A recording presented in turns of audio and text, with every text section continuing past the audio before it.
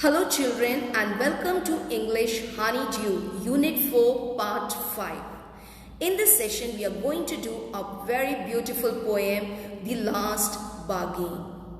This poem is written by a world famous poet Rabindranath Tagore. Rabindranath Tagore was born on May 7, 1861 in Calcutta, which we call it as Kolkata now, and died on 7 August 1941. He is a poet, short story writer, song composer, playwright and a painter. He was highly influential in introducing Indian culture to the West.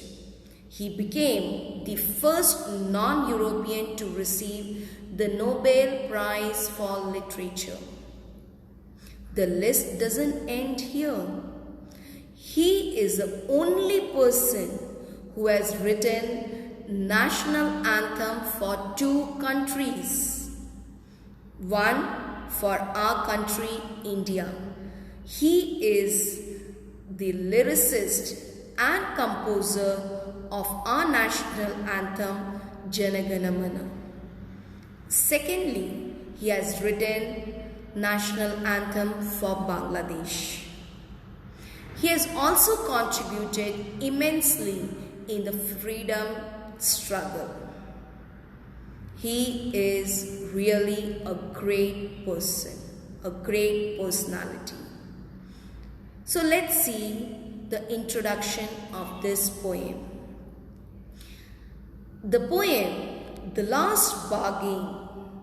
Here, the bargain means an agreement between two or more people or groups as to what each will do for the other. So, bargain is basically a promise between people that what they can do for the other person. This poem gives a very meaningful message that no power, money and beautiful thing of the world can win us happiness, can buy us happiness. It's so true. Children, do you think power can make you happy? If you are a powerful person, you will be happy? Certainly no. If you have a lot of money, you can buy happiness? No. If you have beautiful things, you will be happy? No. We all are running behind these things. But the truth is, none of them can buy happiness for us. It's the simplicity and innocence which reigns supreme. Reigns supreme means rules the eternity. The last bargain. A bargain is an agreement in which both parties promise to do something for each other. Someone is looking for work, waiting to be hired. In this poem, which is written by Rabindranath Tagore, a man is looking for work. He's looking for a job. He's waiting to be hired by his employer. He wants that someone to pay him and make him do some work. He strikes a bargain. He makes a promise with the people to whom he meets, but thinks it worthless. It's of no use. He tries twice, again. He has not given up. He kept on trying, but doesn't like either. Finally, in the last bargain, when he is hired for nothing, whatever, he is happy as never before. The true happiness lies in simplicity and honesty. What is that last bargain and why is it called the best? Let's check it out as we read the poem. First stanza. The man is telling, Come and hire me. I cried. Who is crying and telling? The man. While in the morning. So the first stanza talks about the morning, in which the man is asking, please come and hire me.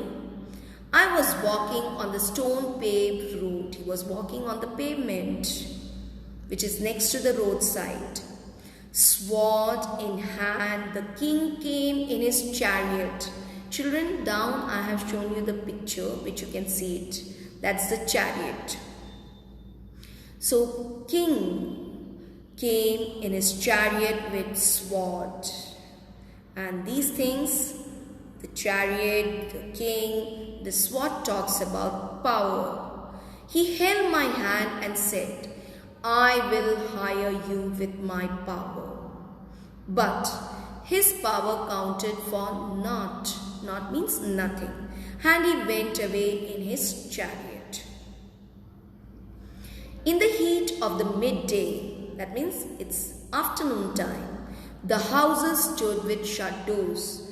Usually in afternoon no one goes out, so the doors are shut. I wondered.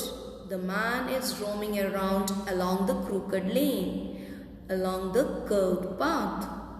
An old man came out with his bag of gold. An old man comes out with a bag full of gold. He pondered, he thought and said, I will hire you with my money. I have enough money, I can hire you.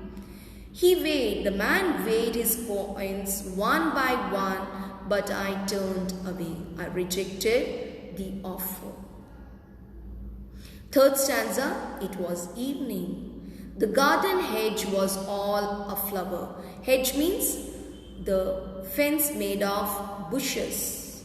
And it was all aflower. Aflower means without flower. The fair maid means unmarried woman, came out and said, I will hire you with a smile, with my beauty. Her smile paled, it was all dull, there was lots of sadness within her, and melted into tears. And she went back alone into the dark. He refused that too. Who refused? The man.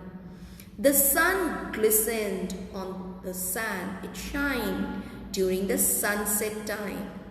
And the sea waves broke waywardly. Waywardly means haphazardly. The waves hit to the seashore. A child sat playing with shells. He could see a poor little child playing with the shells.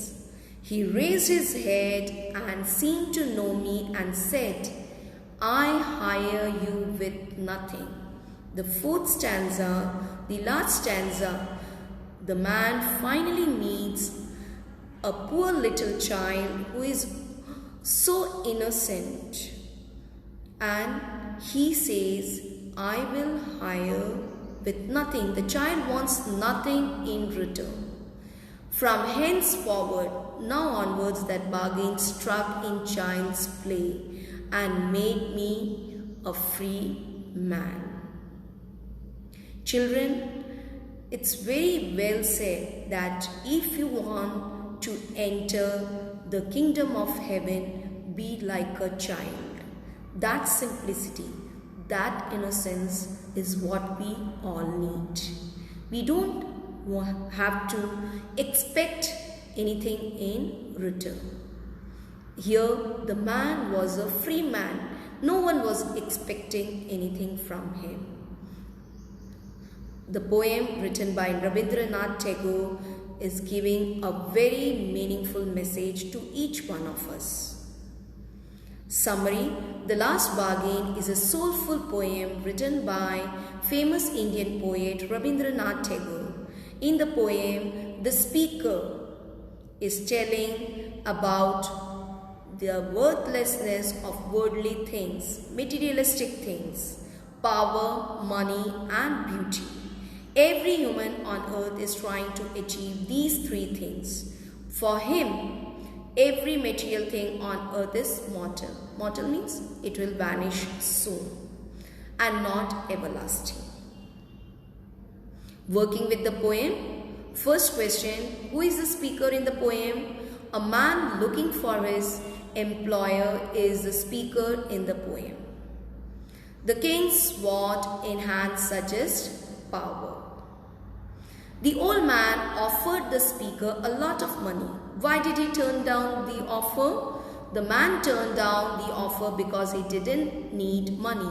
He valued his freedom more than becoming a slave for gold. Find in the poem lines that match the following. Read both one after another. I have nothing to give you except goodwill and cheer. I hire you with nothing. Her happiness was no more than sorrow in disguise. Her smile paled and melted into tears. The king's might was not worth much, but his power counted for naught. How did the speaker feel after talking to the child on the beach? After talking to the child, the speaker felt happy now.